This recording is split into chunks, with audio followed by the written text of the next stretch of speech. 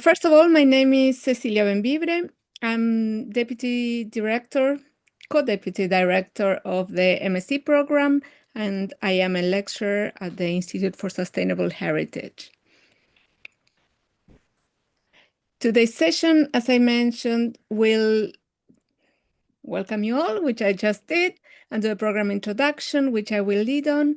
Then Daniela will present some of her research and its connection with teaching in the heritage science route and how it impacts other modules of the MSc. And then we'll have a Q&A with two special guests, Sijing Fan, who is an MSc alumna and currently doing her PhD with us at the Institute for Sustainable Heritage, and Emilio Echegaray, who is a current MSc student. And then we'll bid you farewell after a Q&A session. So the Institute for Sustainable Heritage was established in 2001 by Professor May Kassar, who's the founding director, through a collaboration with the Bartlett, the Institute of Archaeology, and the School of Library, Archive, and Information Studies. We deliver sustainable solutions to real-world cultural heritage programs through groundbreaking cross-disciplinary research and innovative teaching for future heritage leaders. Our team is quite diverse and cross-disciplinary. We cover everything from engineering, chemistry, archaeology, history, architecture, material science, conservation science, other social sciences, and anthropology. This is a lineup of everyone who's working at the Institute currently. And many of them are module leads in the program or facilitate your learning through other means by supporting, for example, analytical work. Our program is organized around three main routes. Each of these routes is distinct, but all three routes share modules. So you are able to both interact with students in other routes and benefit from specialized modules from the route of your choice. The first route is heritage management, and this is a route which provides introductions to concepts of heritage and sustainability and how these apply to practical heritage management. Several modules introduce sustainable strategies for managing buildings, collections, and landscapes. And we tackle important questions within the heritage sector related to energy efficiency, regeneration, community participation, and adaptive reuse. The second route is a data science route.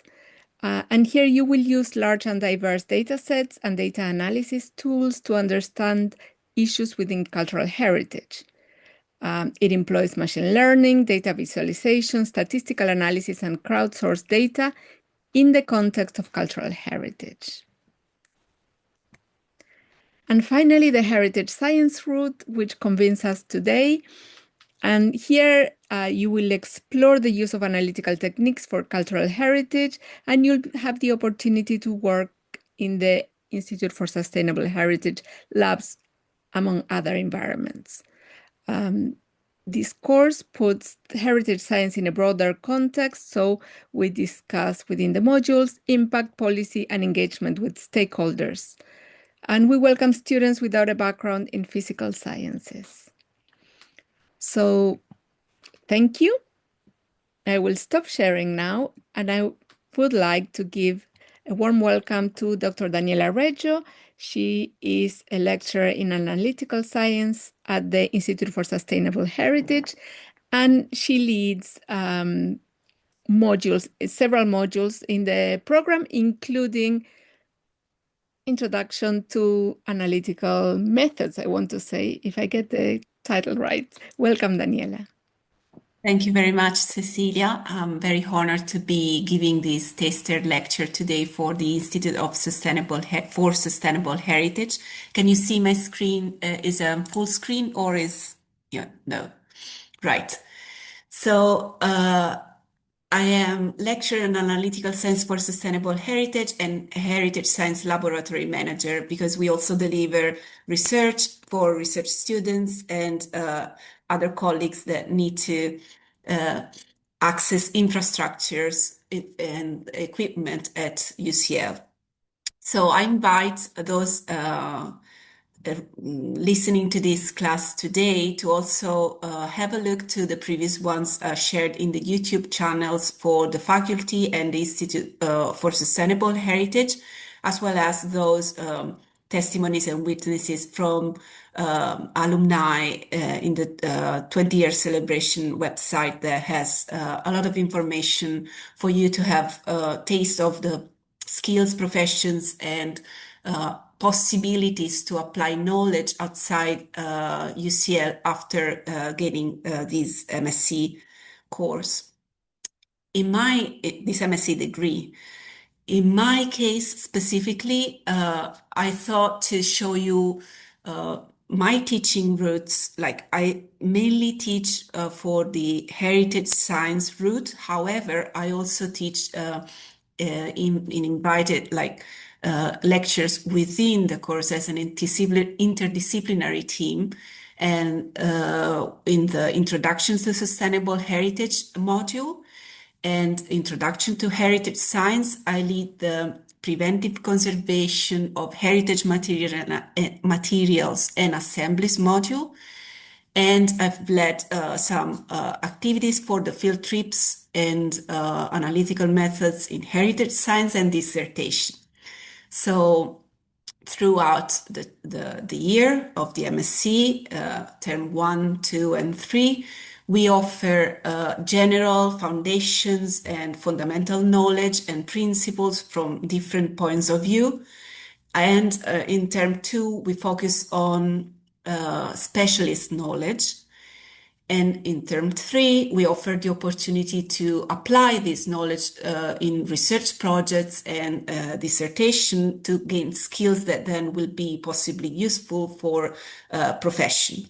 I invite you also to have a look in our module catalog for 2027 that's been recently published in the UCL webpage.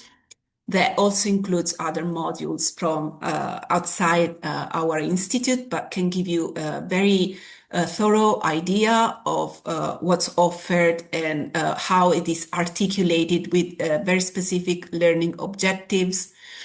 In my case, I have placed there, as you can see in the slides, some titles of the lectures I have provided I have contributed to in other modules, and for all routes. In this case, are Ethics of Sampling Heritage Materials. There's a more philosophical lecture in the initial module for everyone. Material, Environment, and Interactions for Heritage Science route in Introduction to Heritage Science, and then Handling Instrument for Preventive Conservation and Field Work, that is for all routes and allows students that don't have necessarily a background in analytical sciences or a scientific background to understand how to collect data on site and how to handle sensors, environmental analysis tools, how to present this data later on in reports or to produce some graphs. And then at the end, in term 3, at the end of the academic year, I also contributed to deliver a lecture with our colleague, Richard Sandford, Professor Sandford, in research methodology and methods, where we devised a workshop how to write research questions and how to organize research in a way that is rigorous enough, but is also innovative, and it touches upon the different options that this MSc offers and the different disciplines with different methods. So this is my diagram that I usually show to define heritage science as a multidisciplinary, multi-domain field that has been This diagram has been updated in the last few years for me since joining the Institute for Sustainable Heritage in 2023, late in the year.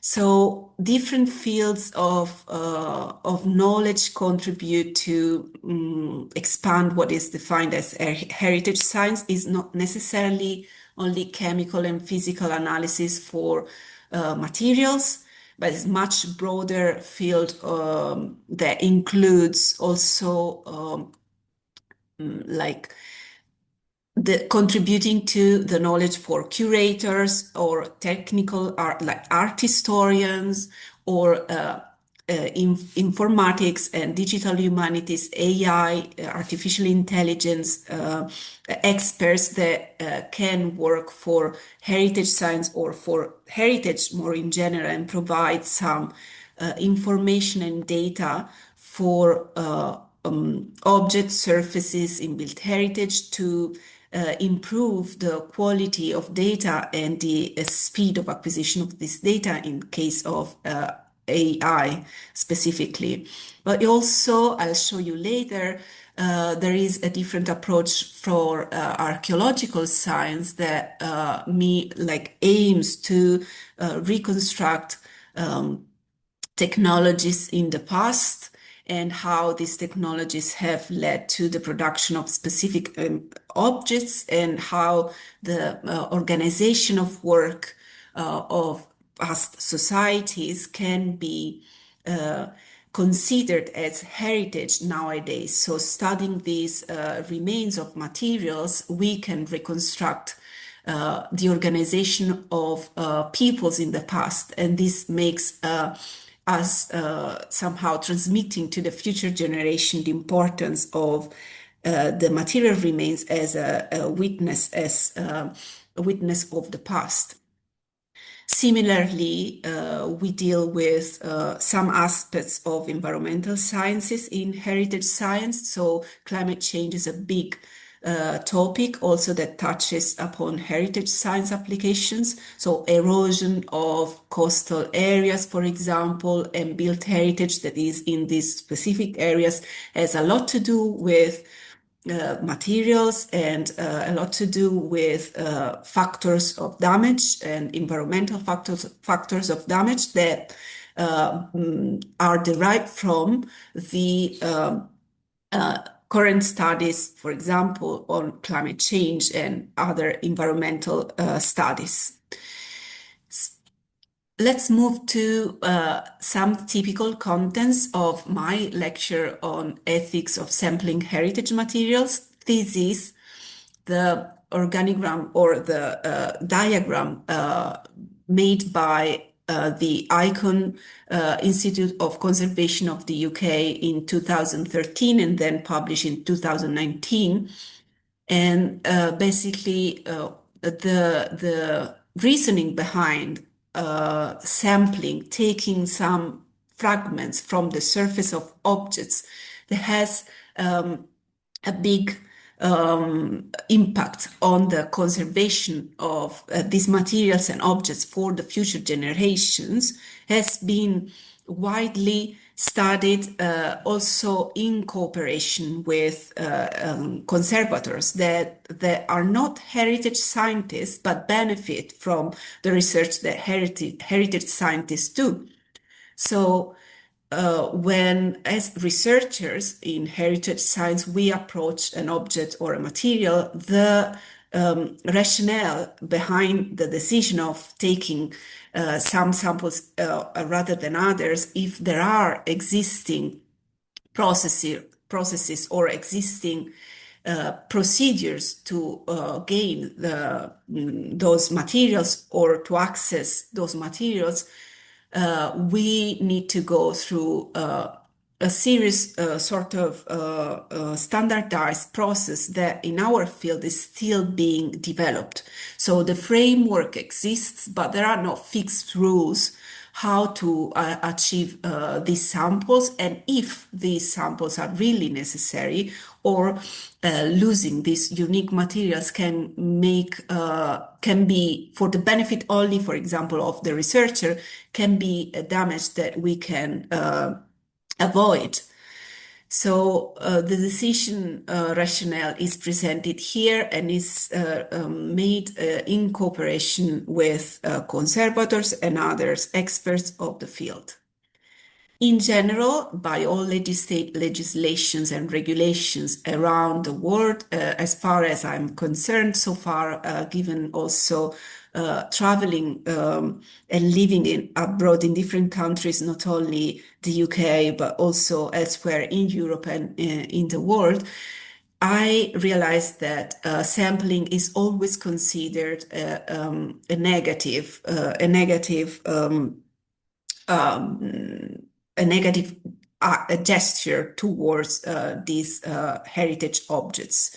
So when the methodologies need to be improved and need to lower the amount of sample that is taken, and the aim of heritage scientists is precisely to reduce these size of the samples that are taken, and therefore to improve, basically to adapt different analytical protocols to reduce these amounts, or to favor non-destructive and non-invasive analytical methods. This is an overview of different analytical methods that are available to heritage scientists and heritage professionals in general. Destructive, non-destructive towards the sample once it's been taken, or invasive, non-invasive toward the object of cultural object or artwork. And the different approaches are listed on the right-hand side. If the sample is essential, if the instrument available is portable or benchtop, what is the protocol included, and how is the data then treated after this acquisition, and how is the sample treated after this acquisition. So we have an array at Ice Age of different analytical methods. We can also access different equipment throughout UCL or in our partner institutions around Europe, but also in London. So imaging, optical microscopy, scanning electron microscopy, or surface analysis with dynolite, spectroscopy, spectrometry. We have vibrational spectroscopy tools like infrared of different resolutions, and non-invasive or more invasive approaches. We have thermal analysis like the TGA, thermal gravimetry analysis, but we also have thermal cameras for inside work. And we have separation techniques like chromatography. And for other, among other methods we teach, there are survey and condition mapping methods that are taught throughout Term 1, Term 2, to share or to teach to the students how to assess, how to describe with the right vocabulary the condition of a surface, the conservation condition of surfaces, or of buildings or objects. So whatever are the features of decaying materials, we need to share this information to inform future research, and also to deepen some aspects of, for example, forming cracks or swelling, or other aspects that can damage the transmission of these objects and materials to the future generations. Right. Other fields of knowledge, not heritage, already have developed a more established framework. For example, ecology. In this case, for genetic purposes in plants, sampling has been defined very rigorously by different institutes. There are guidelines that mention the ethics of this sampling. So whenever the information, like a piece of plant is taken, the information must be shared in a certain way within the scientific community. Heritage science is starting to have this approach, but hasn't reached that kind of level yet. Other fields like clinical pharmacology also going from clinical trials of drugs, for example, medicines for diseases, for different applications. From there to the application on specific patients and real world application, there is sort of supply chain of the output of research that start precisely from these studies that you can and could conduct within the MSc in sustainable heritage. This is one example of an archaeological science approach I have used many years ago, and then I'm starting to retake this year. This is on the right-hand side, there is a cathedral, a Duomo, in Orvieto, central Italy, that had different, like the facade was made with glass mosaics, very like detailed and very rich small tesserae. They have been colored with different pigments, mineral pigments from all over Italy. At some point, the Vatican sold these panels, some, not only this one that you can see on the left-hand side, to the V&A, Victoria and Albert Museum in London, 1800s. And this was never studied until in terms of characterization methods with scientific analysis, with instrumental measurements. In this case, on the right hand side, on the bottom, you see a portable XRF, X-ray fluorescence spectrometer. So this is a portable, non-destructive method of analysis. And the aim was to reconstruct the technology of production of glass. So the glass making was the objective of the research, and 121 tesserae, those mapped here, were analyzed with different methods, and some of them were also analyzed destructively with the scanning electron microscope to validate the finds on the surface of the panel. So then, from choosing the areas of analysis, comparing, benchmarking the chemical composition of this glass matrix and coloring media, separating the colors and the analysis by groups, green, red, blue, and black and gold flash tones. There was then also a reconstruction of the differences in shades and hues. The hues that were used were produced with different contents of cobalt. In this case, that was detected in parts per million with the portable X-ray fluorescence spectrometer.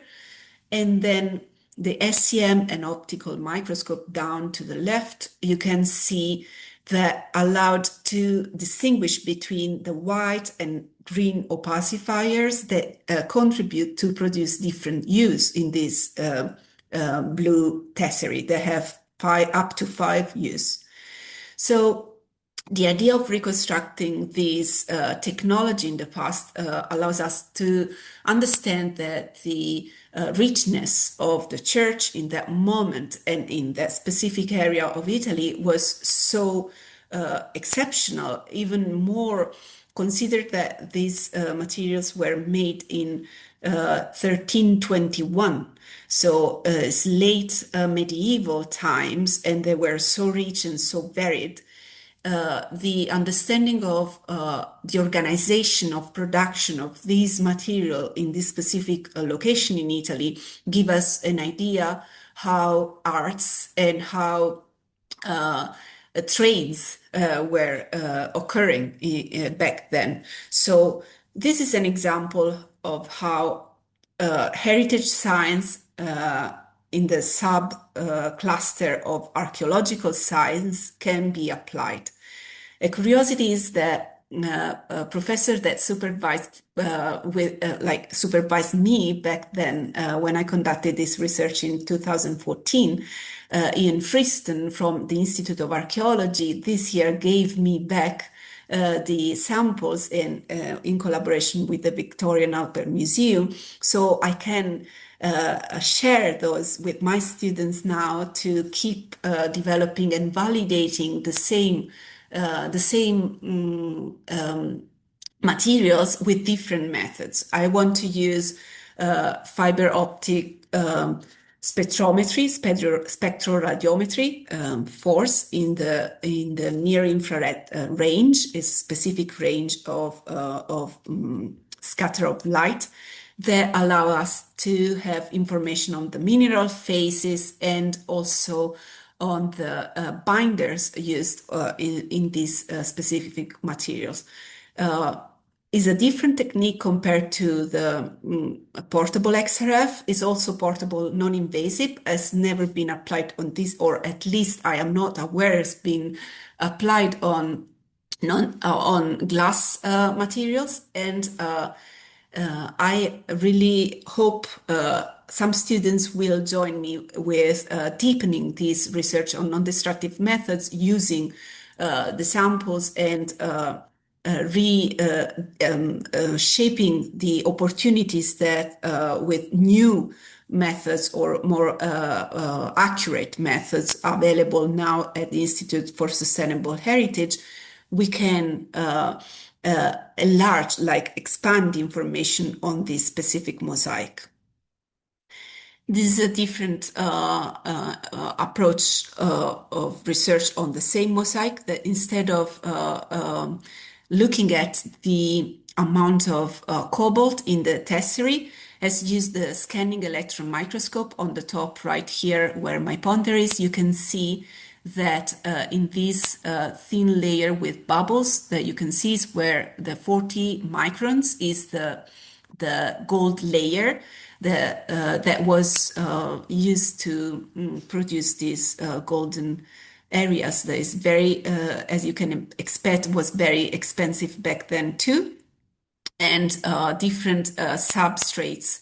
The inner part of the glass that was transparent was also used to highlight the use of gold. So the technique was studied thanks to the scanning electron microscope that allowed us to determine the thickness of these layers of gold and also the bubbles of glass in the production phase. So this leads the researchers also to understand the temperature of melting and the different addition of colors and different components of glass in the making. And it has a value for technological history that otherwise would not be easy to obtain.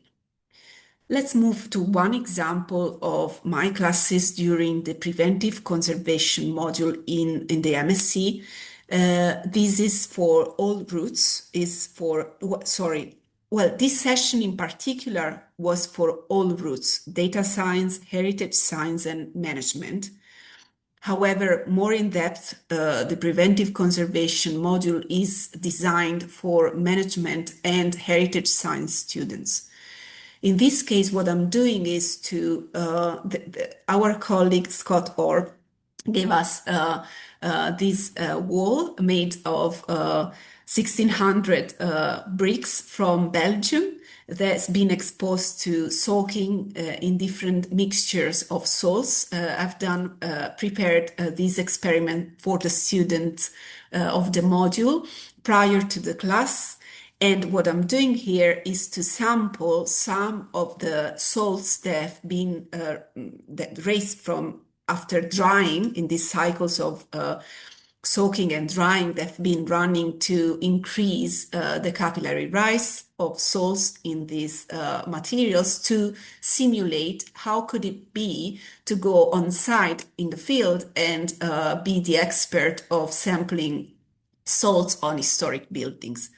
And what do you do after that is also to use different tools if you don't have ion chromatographers. What would you do and what can you do on site? So you usually identify ions of chloride or sulfate and different strips from chemical suppliers, but you can also deepen further this analysis and go to the lab and then use ion chromatographer. So we start with low-cost methods. We teach how to sample. We do an identification that is semi-quantitative on site, and then we can also deepen further the analysis of such samples in laboratory context.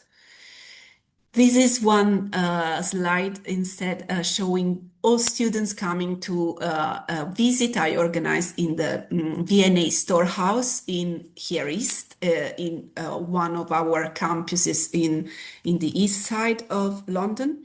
And the VNA storehouse is not a museum, it's a storehouse, as it says. So conditions of storage for objects is what is mostly investigated in this kind of visits. So the students were asked to transform themselves into investigators and trying to identify the tools that the museum managers have used, like the storehouse managers have used to display some types of objects and materials together, and in what areas, what could be the possible damage on some of them if the stressors from the environment were out of control, so moisture, light, and other aspects of the environment like dust, pollutants coming from the street. So all these aspects, the students were asked to investigate on those and to report in a sort of survey. And this involved students from all routes that then took part to the handling instruments session afterwards. So we try to combine and design lectures that allow students to experience not only like PowerPoints and lab work or plotting data, but also to directly applying that knowledge on site with the major institutions in London, because they are easily available to us. And also there are many partnerships ongoing that allow these cooperations. This one is a photo from a field trip I led in 2024 in December. Students were in Helens. Helens is a manor house in Hertfordshire. And there's been a place for collaboration of ISH for over 10 years. And the typical situation where students take their time to prepare as a group work their presentations for the end of module presentation. So they'll have a week of work, and what they have done, they're just helping them and guiding them through the collection of data, the setup of the equipment, the processing of some data, and then presenting this data to the stakeholders. So our in this case was the house manager and the house owner that attended the presentation, that wanted to see what the students had found out after their work. Then let's go to what is more the specialist knowledge that I teach in analytical methods in heritage science, and it's just a couple of examples of techniques that have been presented also before during in term one, but for the students of heritage science become more a focus of their specialist knowledge. So one of these methods, there is a classic method used in many different natural sciences and research, applied research fields like geology, for example, biology, to some extent material science. Optical microscopy is one of these, and the teaching are tailored to heritage science samples and materials. So in this case, we look at cross sections of paint layer in built heritage. So how a wall painting is being made, how is the decaying. For example, if we prepare a cross section like this one here in the right hand side down, we are able to understand the layers of preparation, the colors that have been used, what's the decaying that is being ongoing. One student of mine last year studied in dissertation time brutalist buildings, and we wanted to know if applying repairs like stabilizers and consolidants onto the surface, the penetration of these polymeric materials or inorganic materials, because we make comparison between two different materials, was affecting the degradation rate of these objects. But there is, this is just few applications I'm mentioning. There are many different others.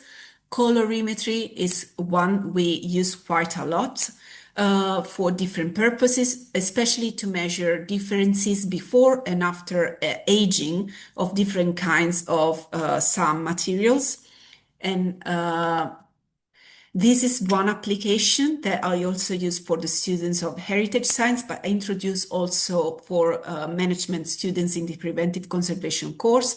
This is an experiment of blue hull scale. That is a technique of different types of hull with different shades of blue that at fading react in change very differently. So the difference between before and after an aging experiment for these different wool types with different dyes and indigo rather than others have been used. So these are techniques mutuated from textile industry, and heritage science and preventive conservation have been applying those to improve the monitoring of the environment in collections. And this is a typical colorimeter to measure materials that is also used in many other fields and not only heritage science. This is an experiment I lately conducted for the students of analytical science. We took this year leather as the main material. I have reshaped compared to the previous years, implementing the feedback from students from the past. They wanted more hands-on experience during our analytical methods module. And they also felt that the time to complete the practice in the lab, the practical part of the lab work, was never enough. So instead of having invited lecturers, as I did last year, I decided to teach all the sessions myself, except one, when I invited a conservator, an interventive conservator, so someone able to clean a surface for different purposes with different techniques. I'm not trained to do that. And what I did instead with the students is what I called research-led teaching. So we conducted aging experiments on different types of leather samples that I gained for them, and these are mock-ups. So these are model materials that we have used to practice our skills and to conduct different aging experiments. As I said, there is a moisture, environmental moisture experiment, a photo aging experiment that you can see on the left hand side of this slide. Then there's been an oven experiment with temperature, and there have been some extractions as those that you can see here in front of you. So the extractions were with different solvents or with water, and with alkaline and acidic compounds to isolate the collagen or to extract the dyes or the fatty acids and other finishing products for during manufacture.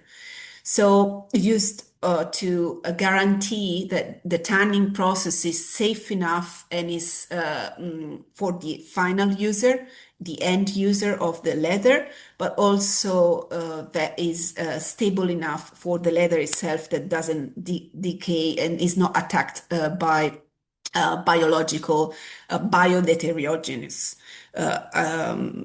objects or organisms, more correctly. So the students have followed the measurements that I took at the beginning, and then they took measurements in between to control the progress of this aging, because we want to inform damage functions for this specific type of material that is understudied. Parchment and leather is extensively present, are extensively present as materials in collections of heritage or historic collections.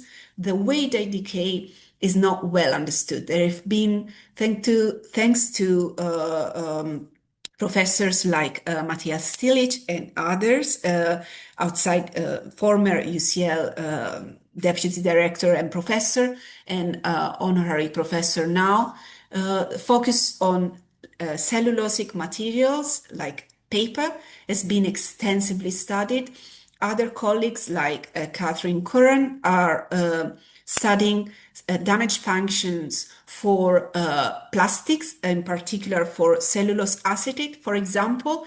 And leather instead is a material that has been understudied, so underexplored, the way how these random coil, these collagen fibers in the material, when is decaying, how these can be followed, prevented, and predicted to some extent to prolong the life of these types of materials in collections and heritage collections.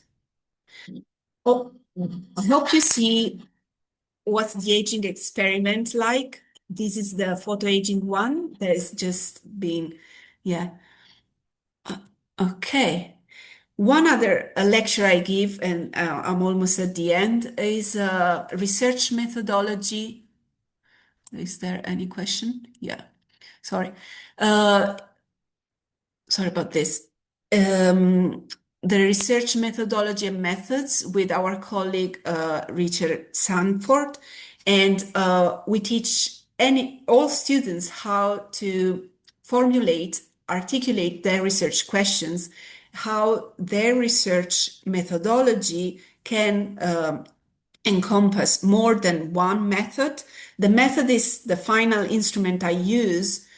Is a survey, can be an interview, can be a spectrophotometer, can be a colorimeter. This is just the tip of the entire research, but I have to have very strong and steady like philosophical foundations for my research.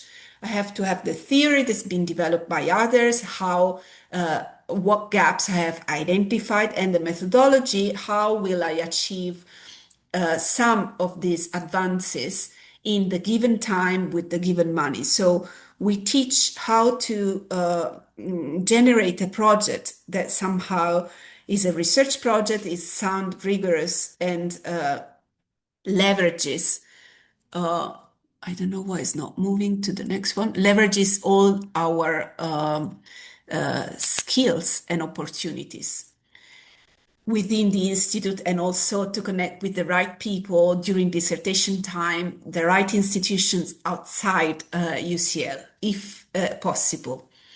So all these qualitative, quantitative methods can be presented. And this is just the last example how one student of mine a couple of years ago has he was not, he didn't have a scientific background. He wanted to study with me sampling methods. We started reviewing articles, different types of materials. He reviewed 200 research papers, focusing on scanning electron microscopy, sampling, and how, for example, the size of the sample was clearly stated, was incomplete, or was absent.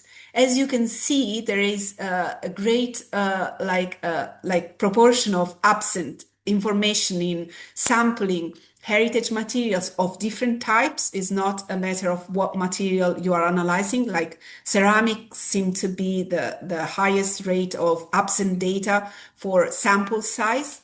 But overall, as you can see, possible applications of heritage science principles don't necessarily lie in the analytical, like instrumental, hands-on analysis of materials, but they can also contribute to broaden the field of knowledge and to increase the awareness towards this specific field and the heritage, like the ethics connected with it.